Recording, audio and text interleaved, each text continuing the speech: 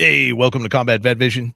It is a platform for us as combat vets, veterans, sponsor supporters, volunteers, those of us that just really want to get the word out to talk about things that really support the veteran centric involvement.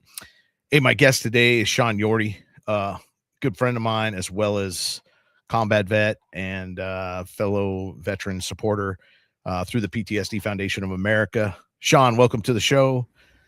It's great to have you. It's always great to have Hey, Combat veterans. Vet Vision Universe.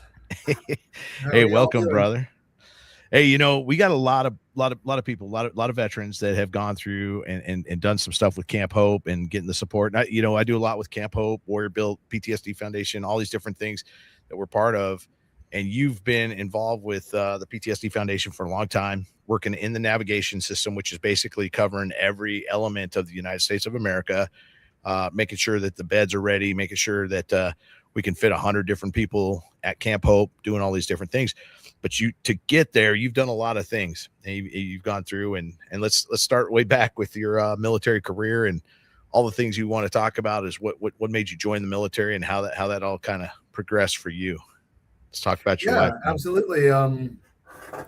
I joined the Army back in 2006, and that was a weird time because you older guys, you know, the invasion of Afghanistan kicked off, and then it seemed like it ended.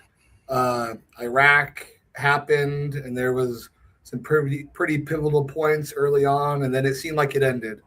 And little did I know that it would have gone on all of it as long as it did. So in 2006, I signed up to at least try to not miss it, and I didn't. Right, and you went how many times? 3, right? Yes. And in those 3 times, you've seen a lot of different things, and you've been in a lot of different articles. I know, when I asked for your bio, you send me like this little bio, and as I do this research, there's like a lot more to it than that, right? There's there's a lot of things that we leave out. I think we don't mean to sugarcoat just kind of like this basic kind of way about ourselves, because as we try to fit back into society, we kind of sugarcoat it all. But when we look back at the experiences that we've had, some of those experiences are pretty tough, and they're pretty crazy. I mean, even boot camp. I remember, sitting there in boot camp and thinking about how long the day was, and I was watching, from San Diego, all the airplanes, and I would be like, man, I wonder where all those people are going, dude. They just get to enjoy their life again. But here I am in this micro prison of like, hey, we got to do this, and this, and stay so oriented and detailed, and everything's going to be so chaotic for a moment because we need to get back out into the fleet, because we got to be ready to take on the world and protect the walls and be ready to go into combat, whatever that might look like. Yeah, Right.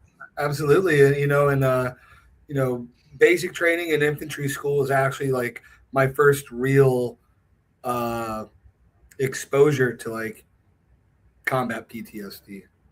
All the guys that were my drill sergeants, they had already done like back then, like a back to back deployment was like back to back.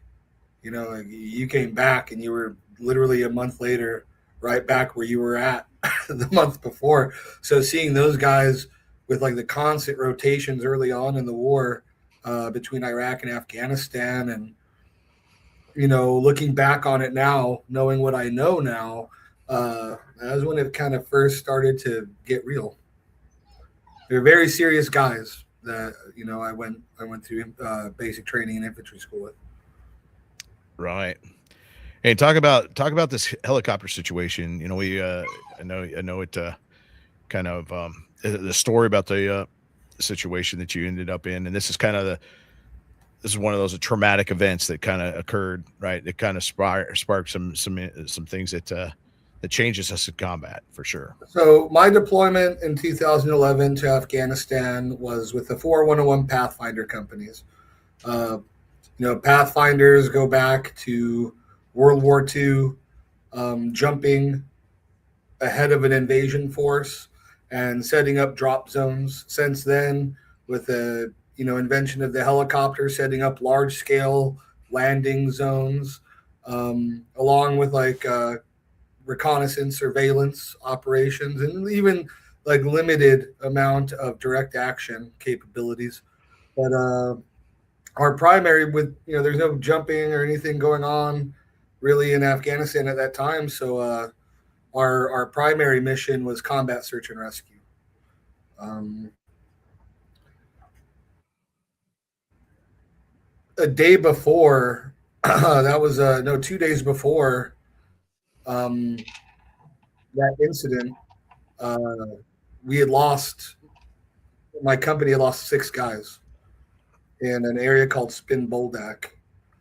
So we had just put their bodies, you know, flag draped coffins on a plane, sent them out, and that's not the end of the war, So as it goes, what happened with that helicopter was actually 2 helicopters went down. The first one was later in the night. We reacted. I was in Zabul province at the time, and we had pushed up closer to like the Arghandab River Valley, which is where it happened. Real mountainous terrain. Uh, a To my understanding, it was a SEAL compound with some ASG Afghan security guards. They had been hit their compound, and they had took some casualties, some local national casualties. And when the medevac bird came in, they hit the bird. And so luckily, none of the crew, or there wasn't any more casualties from that, but it did disable that aircraft. So that was one of the cooler things, is that you get to witness those little moments, flying doors open in the middle of the night and just watching air just stacked on itself. You know what I mean? There's a whole lot of ass in the sky that night. But we got there, and really that night there was nothing to really write home about. Uh, it was decided because Black Hawk helicopters cost a lot of money. They wanted to recover the bird as much as possible. So throughout that morning, they brought in a dart team. Well, we pulled security, and they chopped it up, and we put it on the bird. There's 2 Chinooks that came in to exfil us. I was actually, as we were loading a spider crane with the engine pylon onto one of the birds, we initially got on that aircraft to fly out. And then I don't know what happened.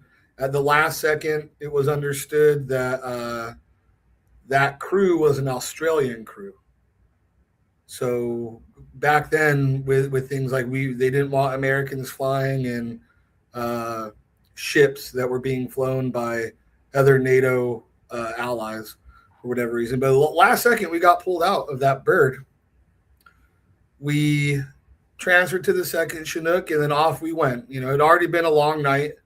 And with these operations, you're kind of limited in your sustainment gear because the amount of recovery gear that you have. You're carrying sawzalls, you're carrying circular saws, you're carrying, in some instances, we would have to carry torches and things like that, along with all the medical equipment that might have to be used on a mass cal.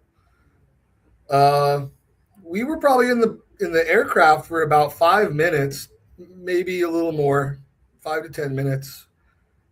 And I was on the left side of the Chinook, with all this engine stuff in between us. And I had teammates on the right skin of the bird.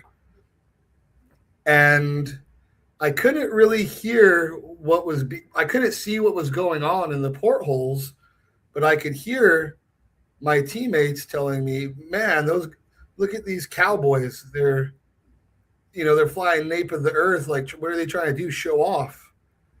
And that's when my team sergeant said, hey, Yorty, that bird that was with us, it went down.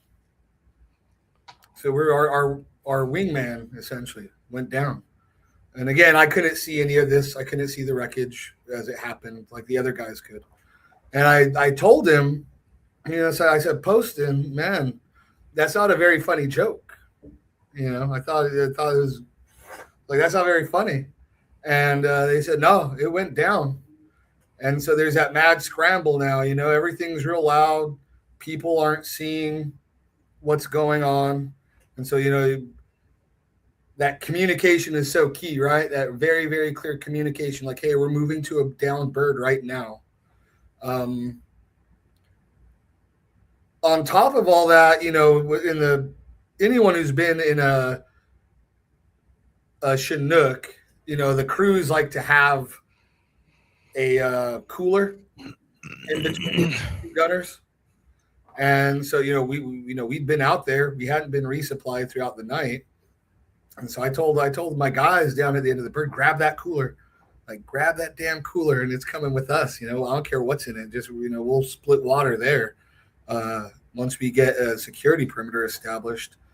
And we did that. Of course, it was pretty funny watching a guy trying to a crew chief trying to man his machine gun and try to yank his cooler back at the same time. That was pretty funny.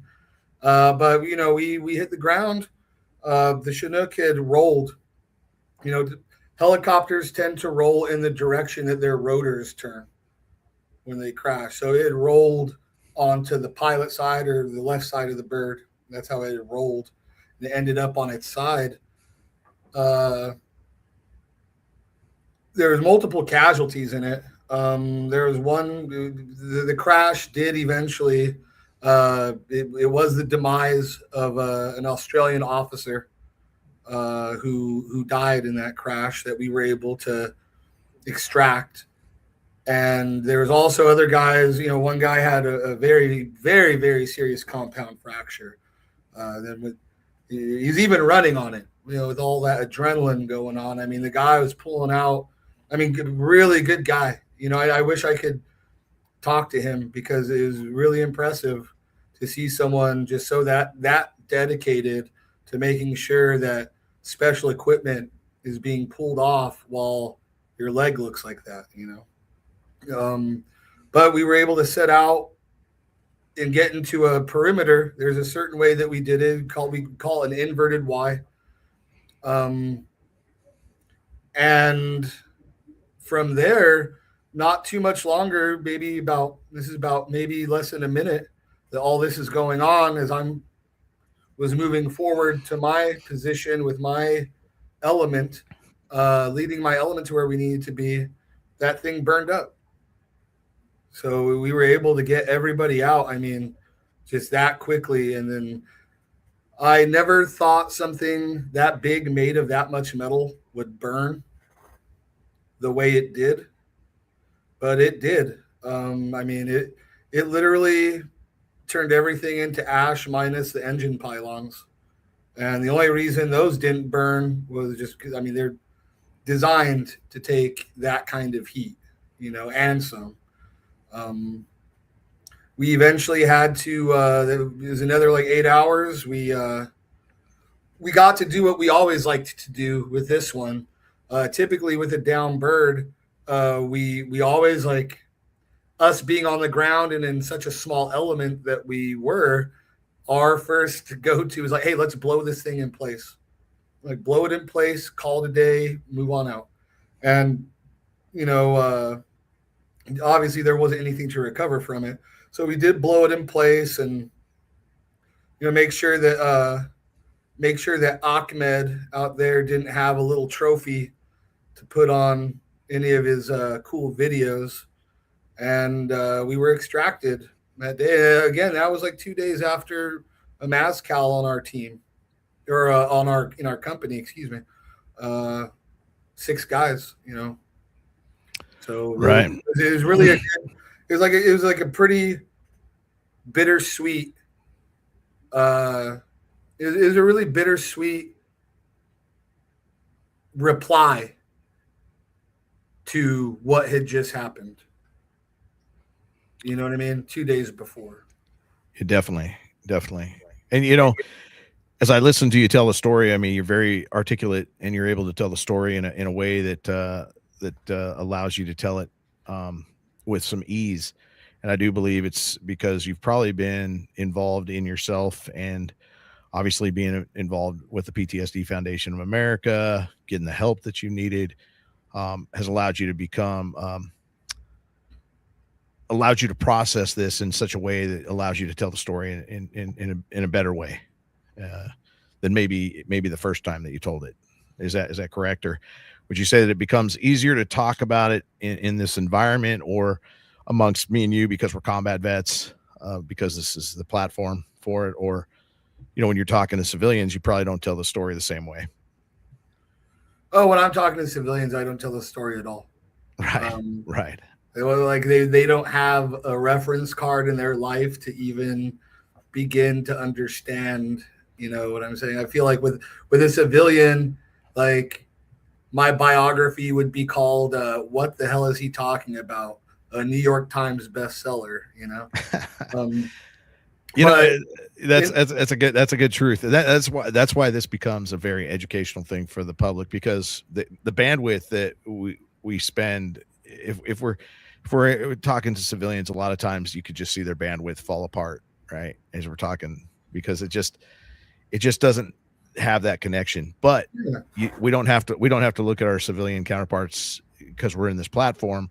They get to watch this, and if they don't have the bandwidth, we don't. You're telling the story to me, so it's really a cool story.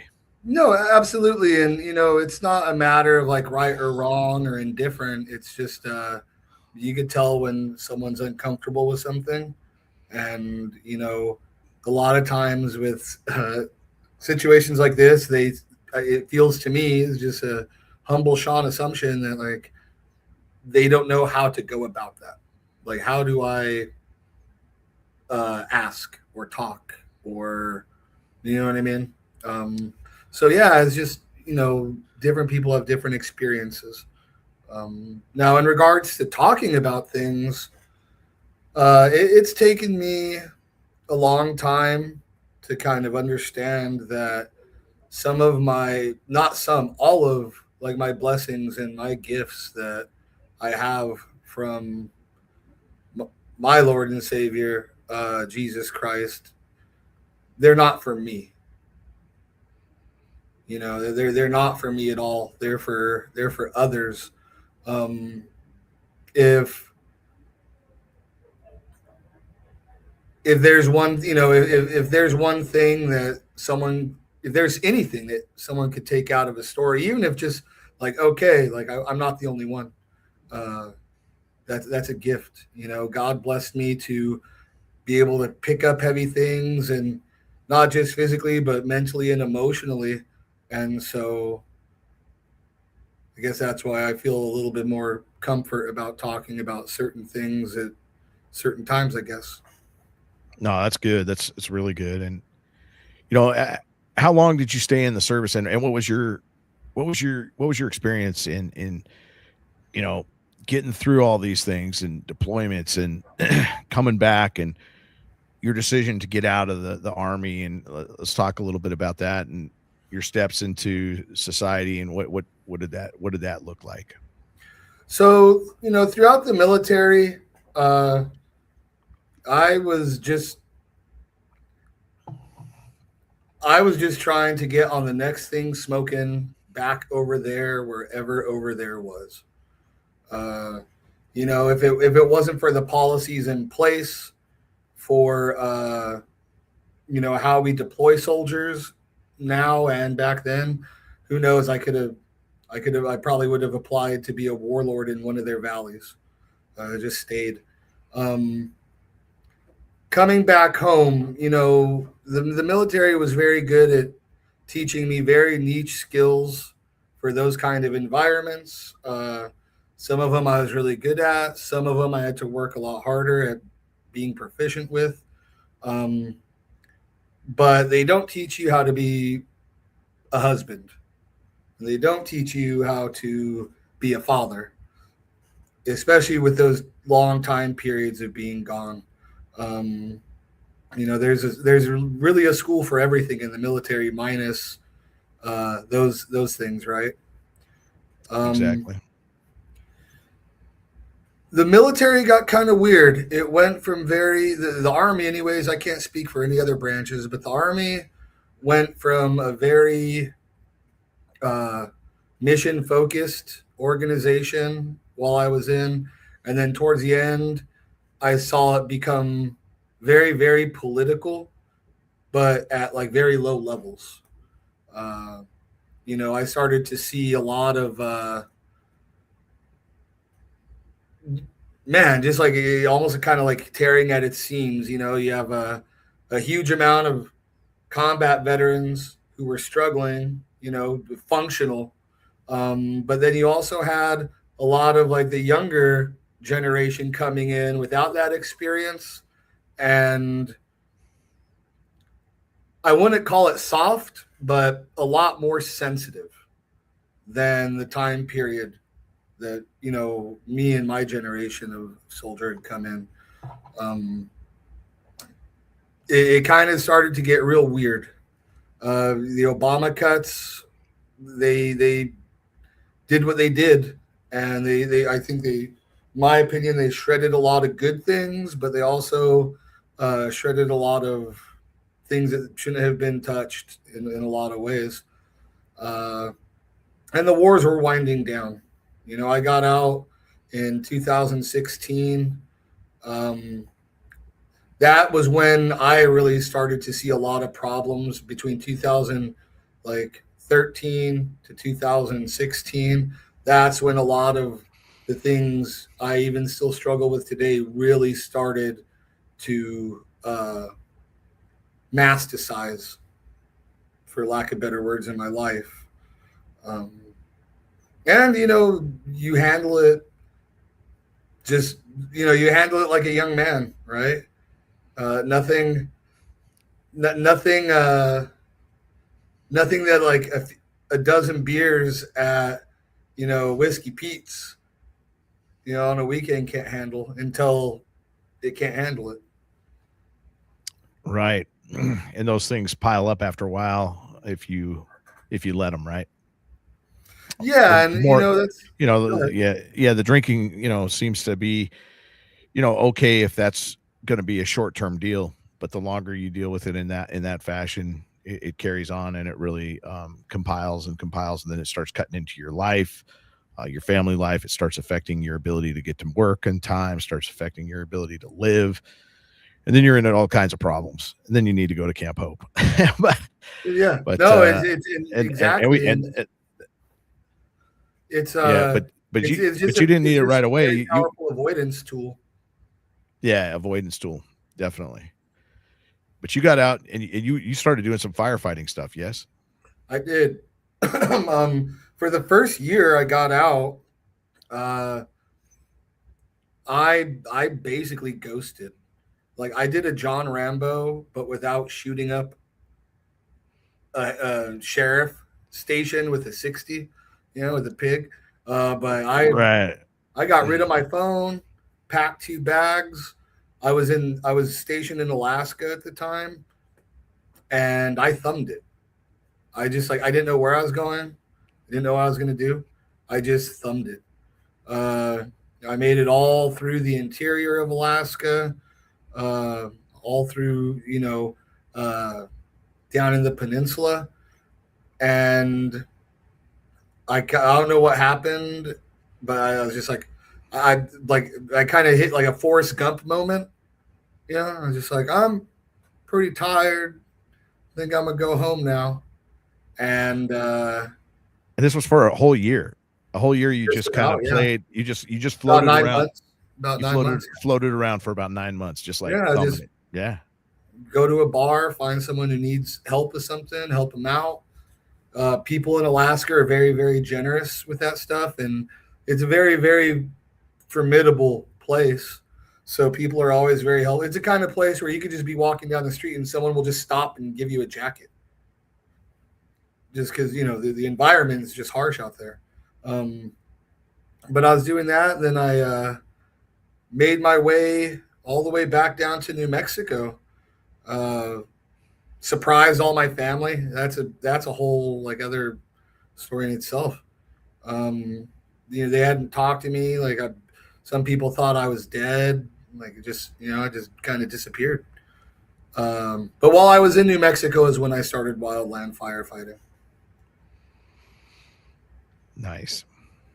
And how did that feel? Was that like did you do that because it gave you that adrenaline rush? It gave you that ability to kind of get that touch of what you needed that you had in the military? What was it that I just drew wanted you to to be that? around like hard people, Hard people. not mean or cold or bitter, but just like you know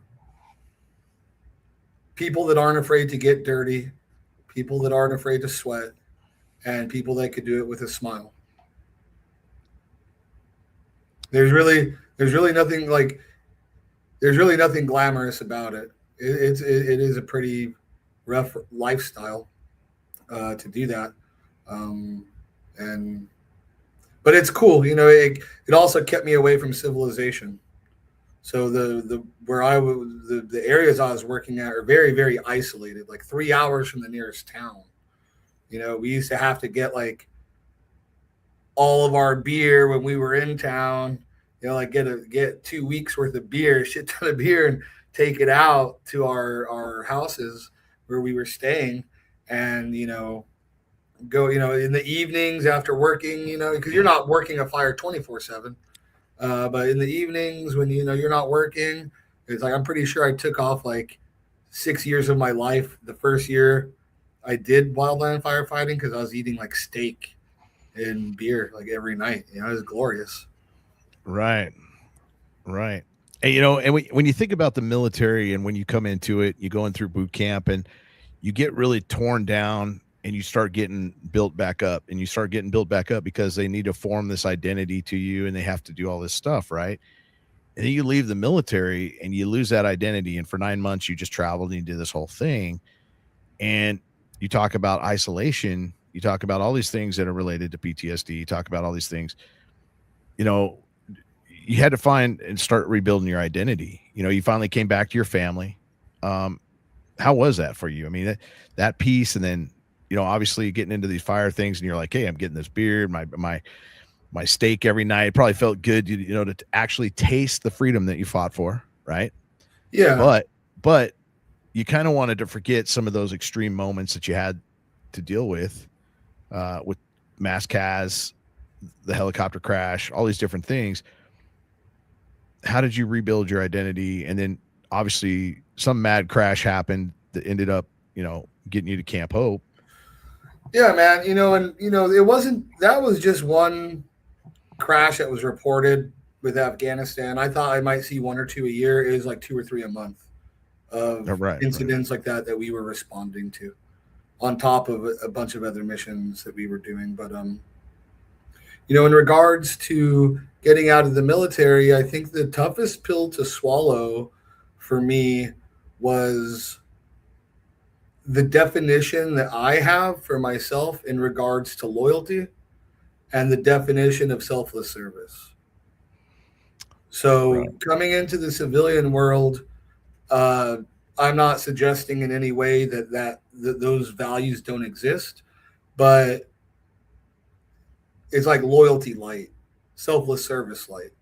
Um, there's not very many places in the civilian world that you're going to find like extremely committed, like to the point of your own expiration, uh, people, Right. Where you can selflessly serve, and Right. for the value that you get out of being in the military.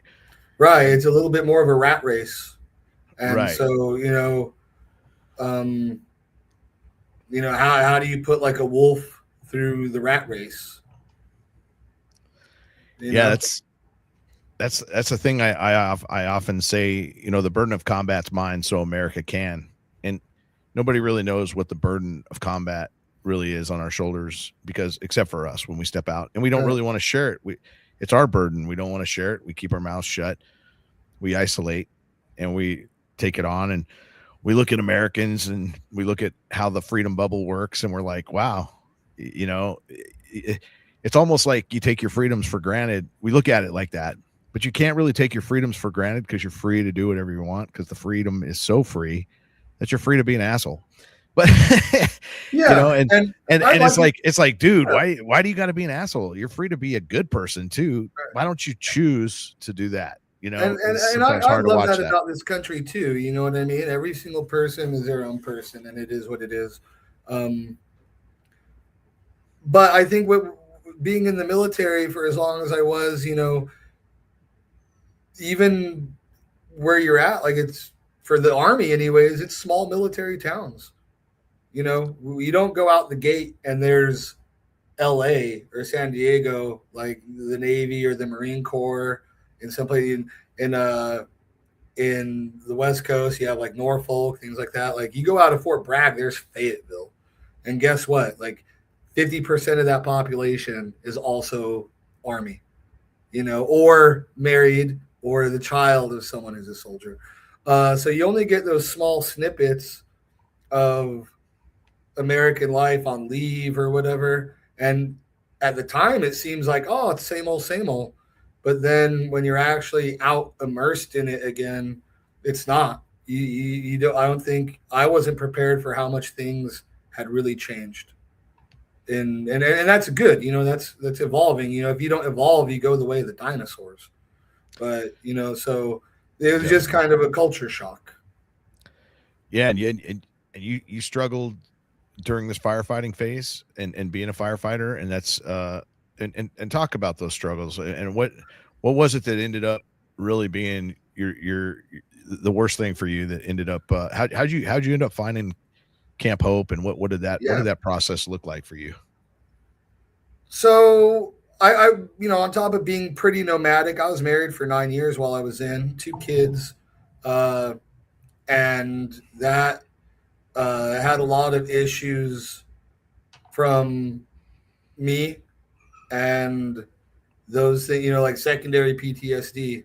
Those things really affected her as well. Um, and so, living this kind of nomadic life, it was good to certain extents, but it was keeping me from evolving.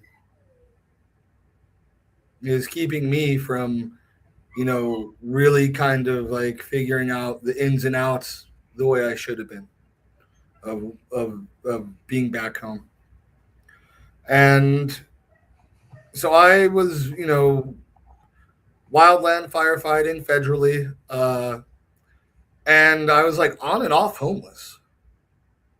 I was on and off homeless. Like I was seeing a pretty serious relationship for a while, but then like uh, poor thing, she had a girl I was seeing for a while. She had no that reference card of what I was talking about. Like she never even had anybody uh, in in the military, in her family, maybe a few friends in the Navy, but not anything with like some pretty with combat experience. So that was new for her. Uh, So, ladies, if you're watching, if you want a combat veteran, like be careful what you wish for. Just saying.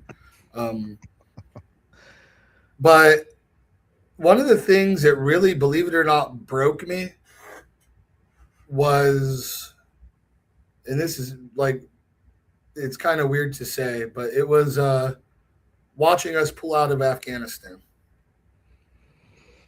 the way we did. That that really crushed me. It even does now.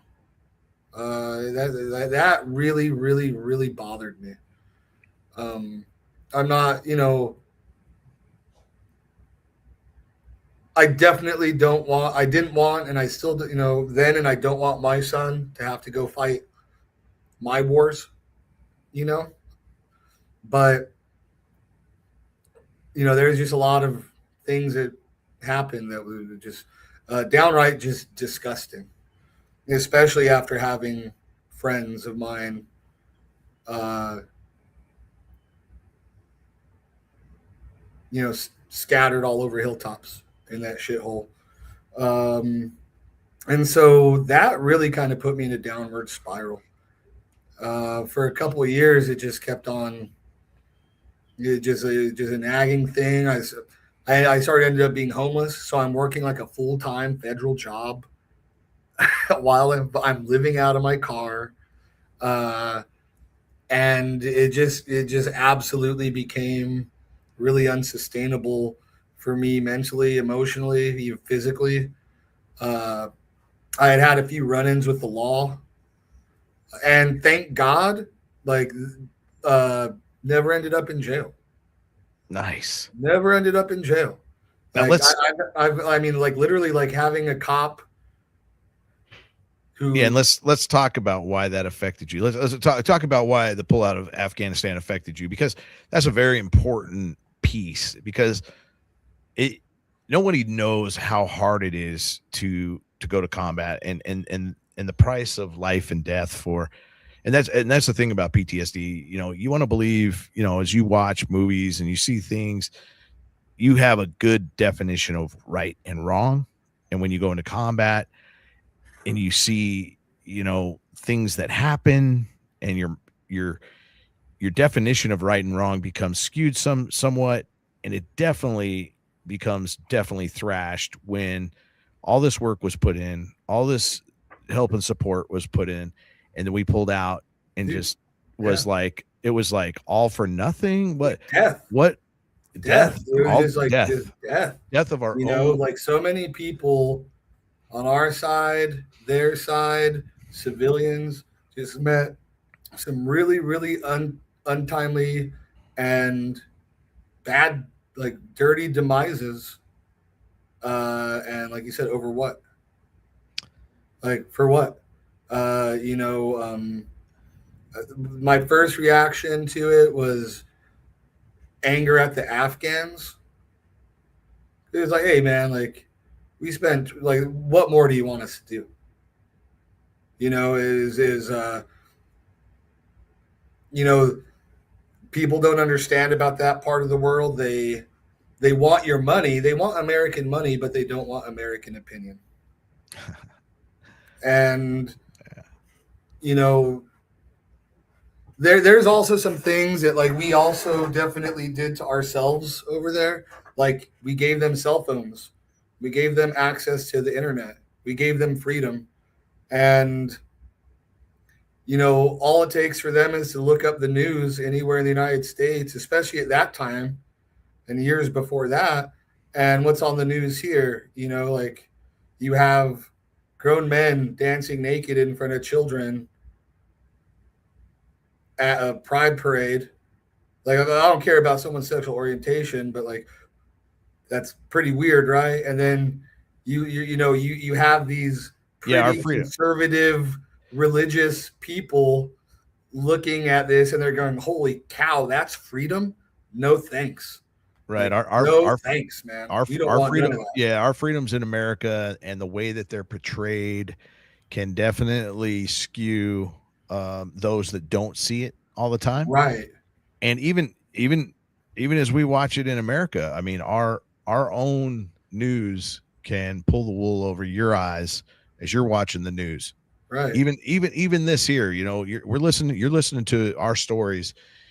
We're only giving you a perspective from our perspective. There's other perspectives, and it may look different than ours. We can be in the same fighting hole, and I could be looking at the sunset. He could be fighting, the enemy on the left lateral limits, and I could tell you that the sunset was going great, and I just heard gunshots on my right, and he'll be telling you, well, every time I looked to the right, I could see a sunset, but I saw the enemy right in front of me the whole time. Right. And so Yeah. you got to understand that freedom sometimes it has to grow, and it can't just be put upon you right off the bat, for sure. And even our freedom in America, you're so free. Again, you're free to be an asshole, and that's what's going on right now, because we got people in our country that really don't even like our country. They just want to change it to their way of life. Yeah. And that's a very strange concept for each and every one of us that were born here to be here to, I don't know, there's a lot of things going on, but those perspectives are good. But keep telling your story, and how you didn't end up in jail. Yeah, You know, yeah, no. So that tore me up. First, my anger was at the Afghans. It still is.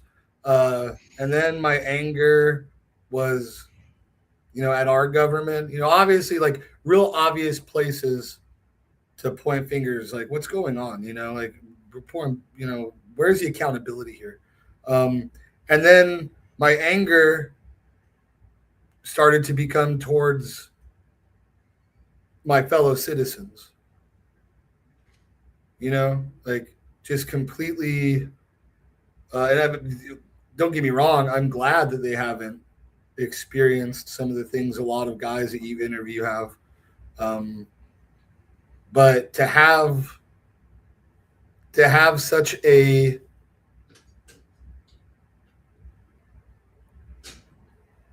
attitude of complete like apathy was very, very frustrating to see. But yeah, like this is during COVID, so I was getting hammered and driving like an idiot, and then over there, everything started to shut down super early, so there'd only be like 2 gas stations open, so I'd go and get cigarettes. But I have to drive like 30 miles to get cigarettes. And, I'd like just trying to do the right thing. One time in particular, I was like, man, I'm pretty lit. I better just stay here. I don't know how the hell I got all the way over here anyways. So I better just like park here and, sleep it off. He was like in a super really bad part of Albuquerque, man. And what happened was like when I pulled my e-brake on my standard, I didn't pull it up enough. So it probably shifted about 10 inches back as I was sleeping. It just very slightly just kind of came out 10 inches. And when when the cops showed up, dude, they're banging on the window. And I was like, oh, man, like, here we go, dude. I'm going to jail. I'm getting my jail face on. Like, here we go. I'm being taken down to a booking. And, I was real compliant with them. They immediately, they didn't hardly ask any questions. They just threw me in cuffs. Later on, I found out they thought that I had like OD'd or something, because that's the kind of area that I was in. So they're like, wow, like we thought for sure you're going to have a needle and a bunch of drugs and shit. And I was like, no, I didn't even have any booze in the car, or any empties or anything. But still, that's a DUI, man. I don't care where you're at. Like, you got keys in the car. It's a fucking DUI. That's the first thing they teach you before your first weekend. Yeah, it's basic training. Yeah, like that's a DUI. Yeah, it's on the safety brief. Exactly. I was so fortunate that this guy asked me. He's asked me, "Are you a veteran?" And I told him, "Yeah." He saw something in my car, and he's like, "All right." And he's like, "Is there anywhere you could go?" And I was like, "I don't know. Maybe my aunts. Like the women in my family, like do not drink. My sister will pop a top every now and then, but like the older women in my family, like, they don't touch it ever, ever, ever. And they called my aunt, and she was like, "Yeah, you can come over here." And I had already started burning bridges with all my family, which is why I was out on the street. And she was, gracious enough to let me go over there. Well, they weren't going to let me drive my car. They, no kidding, drove me about 30 miles to her place. They drove past the jail. Like they could, like, it would have been quicker to drop me off at the jail. They drove past the jail, and so they took you from the scene of where you're at. They have you in cuffs. They didn't take you to jail. Yeah, they gave you the option. Yeah. So okay. I don't know why. I don't know. Like I couldn't tell you why. I can't tell you what, like, God intervened with like an angel, like at the moment that I needed one. And so I got down there. Of course, it's a big, you know how ants can be, family can be. Yeah. They're not necessarily really in tune with everything going on in someone else's head. So it's still kind of like a super shitty morning to wake up and have that. Like the cops dropped me off at my aunt's house, embarrassing. Hey, but it's a way better course of action than the jail. Yeah, exactly, man. No, exactly. that would have excluded me from so many other opportunities. But Exactly. from there, I was still living out of my car. You know, I was even like on the forest station, the actual like the forest station, the main forest station. I was working out a dispatch for a time, just because I was going through so much. I didn't feel like I was being safe for the crews that I was working with. So I was even then, like, and that dirty drinking too, dude. Like Steel Reserves, Four Locos, like just enough to knock me out, and then wake up at like 6 in the morning, ready for work, out living in my car. It's pretty like rough thinking back on it and saying all this out loud. I'm like, holy cow! But at Yeah. some point, I talked to a friend of mine who's also a combat veteran. Um, he was in Iraq. His unit actually relieved my little brother's unit in Baghdad. Excuse me. And he could tell I was struggling really hard, even though I wasn't talking about it. And he just asked me this, man. This is all he asked. He goes, "Hey, bro, do you trust me?" I said, "Of course, David. Yes, of course I trust you." And he said, "I know some people who could help you. Are you willing?" And I said, "Well, who is it?" And he goes, "No, no, no." He's like, "We're not playing that shit. Are you willing?" And I said, "Yeah." And that's what the conversation went with. I talked to a guy named Tommy. Uh, I didn't even talk to him; it was just through text. Shot him my DD-214, which is a qualifying thing here. Here at Camp Hope, the only thing that is required is a person being a combat veteran, with it being able to show it on their DD-214, and willingness. Those are the only requirements that we have. And Tommy asked me, he said, "Hey, when can you fly out? Is that fast?" I was like, "Holy shit, this is really quick." Yes, it is. So I told him, I was like, "Hey, dude, give me 24 hours.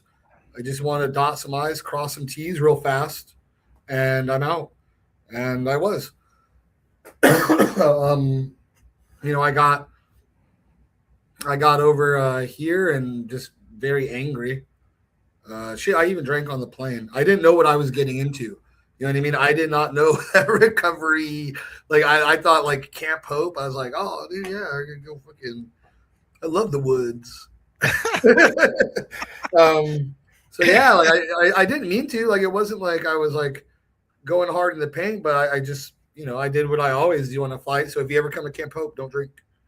Do not Yeah, show up. it's not a camping trip in the woods. I mean, it's in the Yeah, woods, it's but not.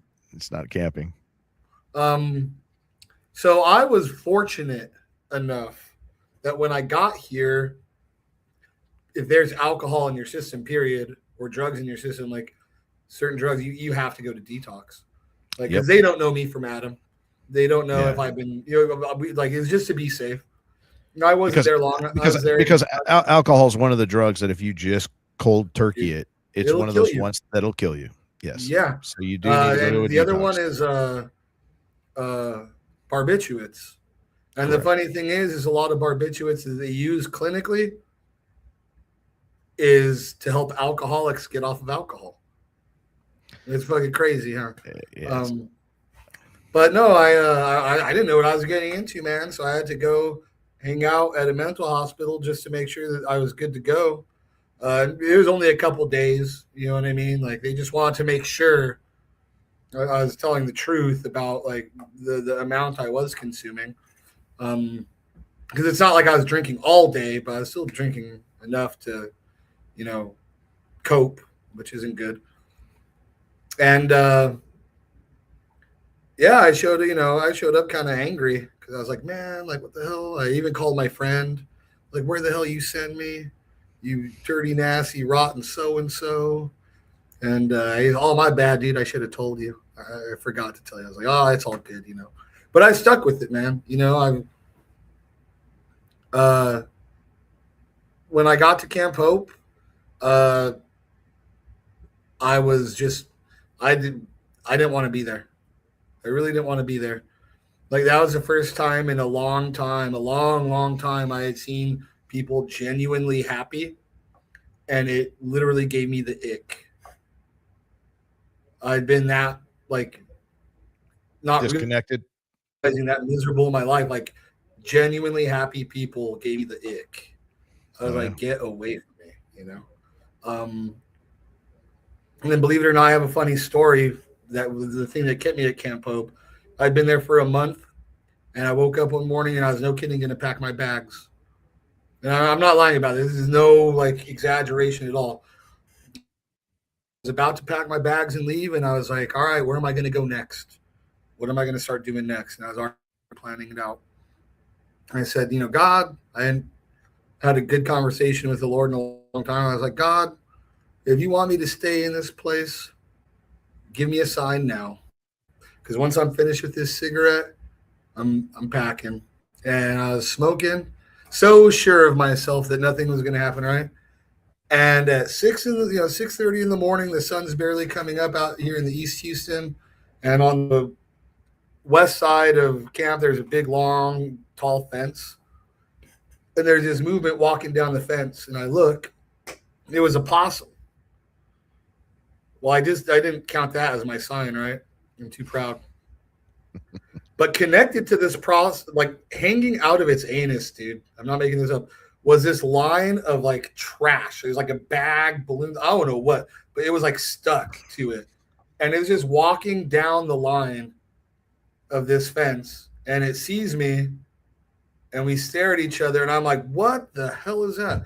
And then it just slowly like walked towards me and under the house, right? Because the houses are raised because it's Houston floods. Right. And that was one of the first moments after so many, almost a decade, that I started to come back to God slowly, because I was like, holy cow, like not only will he answer you, but he's going to talk to you in your language. Like I said, with the possum, I was just like, that's not a sign. But it wasn't just a possum, man. But, you know, I've never seen anything like that in my life. And I was like, okay, like you got my attention. I'm staying. And I'm glad I did. And I was able to work through a lot of things. And the things that I haven't been able to work with, I could manage them. I could at least identify now, like when I am being agitated, you know, I'm not 86th out of every single bar like I was in Anchorage, you know, like I go into Anchorage and tie one on and like someone's getting hurt tonight, and it's not going to be me, you know. And it's brought me, like, you know, it let me be okay with it helped me. Camp Hope really helped me be okay with myself, like regardless of what anybody else thinks or what they want from me, like being okay with myself first. And that was one of the bigger blessings that I was given through Camp Hope. That's outstanding. And how long did you stay at Camp Hope before you graduated? I was there for 8 months. Nice. And it is a 6 to 9 month program, just so people know. And you know, it's really there until you're ready. And you know, that extra time is really designed so that you have time to, you know, find that job course of action, and that you have stages that you go through and freedom pieces that fill in for you. And there's a lot of really cool things that happen. And everybody there is going through the same thing, and they're all combat vets, or you know, going through the same things that everybody. Yeah, 100 bed facility. It's free for you to you know, to get there and everything. A plane trip, and the gates are open. If you really want to leave, you can. But you know, it's not a lockdown facility, but it's a responsibility, and it's a place for you to kind of really check yourself and make sure that you're legit about getting the help that you need. Dude, I had gone to the VA several times in several different states and several different cities, and uh, both times like homicidal, suicidal, like fucking feeling like I'm going crazy. I'm literally going nuts. And every single time they take you to an ER room that's like padded and stuff. It's like no kidding, it's like padded. And then they bring in like VA police that just stand there watching you while you like pace around like a tiger, just to be told like, well, you know, you're not like hardcore wasted where we need to worry about detoxing from alcohol, but you're also not on drugs. So we're afraid that you might hurt somebody in the facility because they're like, it's a mental health hospital, and so that was so like just crushing. It really felt like, man, there's no help for me. There's nothing. And so coming to Camp Hope, like you said, being around people that are going through really similar stuff as you, that's when it's like, that's when it hit, man. Okay, like Sean is not nuts.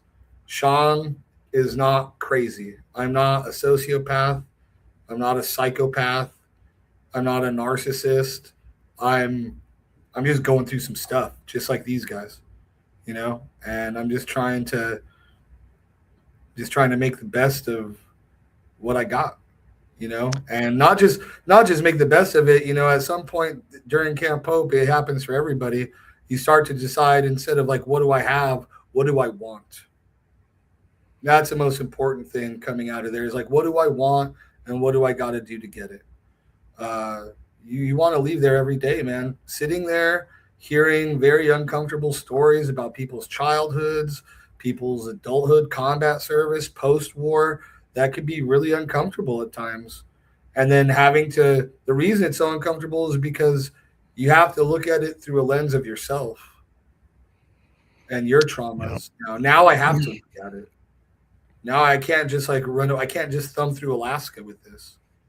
Exactly. Exactly. And so, going through that was, man, it's been an immense help in a lot of ways. I still struggle just like everybody else. I still have my like, I'm still Yortysaurus Rex. Don't get me wrong, but dude, I just, Hey, now I know when I start to feel that way, I need to like stop and be like, okay, why am I feeling that way? What's going hey, on? yeah, exactly. I know we got a short time, and Sean, I'd love to have you on again in the future if that sounds Absolutely. good to you. But man, if somebody wants to get a hold of you, obviously, you can get a hold of him through me, and I always tell everybody that. But feel free to put out any last comments out there and in your information, please. Yeah, just remember, everyone who's listening, for whatever it's worth, you know, people care. We care. You're not going to get any better help than through your brothers. I promise you. I am blessed to have been given a second chance of not just surviving, but thriving. Uh, the VA always gives you a second chance to die for your country. And Camp Hope really is a place that is the opposite of that. So if you're struggling, you're hurting, please reach out.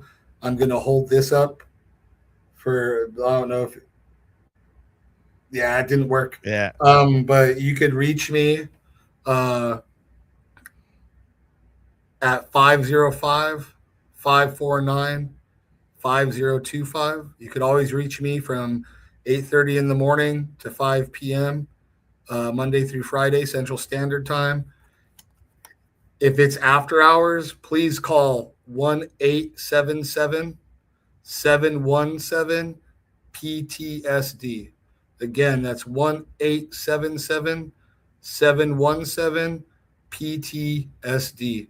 That's our crisis line, and those guys are awesome. Though it will be answered by a combat veteran, not some just anybody.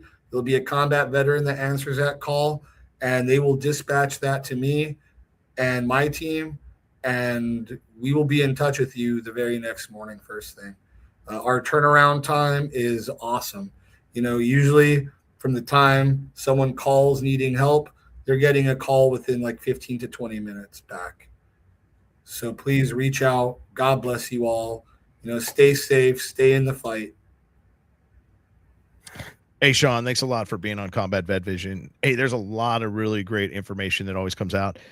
Great stories. Hey, my co-host, JB Brown from JB's kitchen. He isn't on deck today, but he's working on some children, supporting them in getting them set up for some job opportunities in the future. He's going to come on deck in the next couple of weeks. He's missing our show for a long time, but he's looking forward to getting back on. I keep speaking to him every week, but he's been super busy doing some incredible things with doing some chef stuff as well as veteran stuff. I've helped him out over the last couple of weeks doing some incredible things. So he's going to have some great stories coming up. And, if it's not just the guys that are in Camp Hope too, it's the guys that, we do warrior groups. I have 3 warrior groups I do a week with the guys. So the camaraderie groups, those groups also keep the guys from needing to possibly go to Camp Hope. But if they need to go to Camp Hope, that by all means, let's do it. But if you need a warrior group in itself, look it up at ptsdusa.org. There's a group almost every day, somewhere, somehow, whether it's a family group, whether it's a combat vet support group, or a first responder group, as well as some veterans trauma groups that are coming out as well. Please check those out because they're super important. And, there's all kinds of other things. Thanks to Brian Colburn for managing my show and making it happen. The Warrior Built Foundation for doing the vocational recreational support for the combat vets, and so many other great organizations out there, Recon Chief Incorporated, all these other cool things that are going on. Until next time, hey, this is Aaron Sieber signing off. Strength and honor, out. The only way, and we need nothing more. The only way, together forever, that's for sure.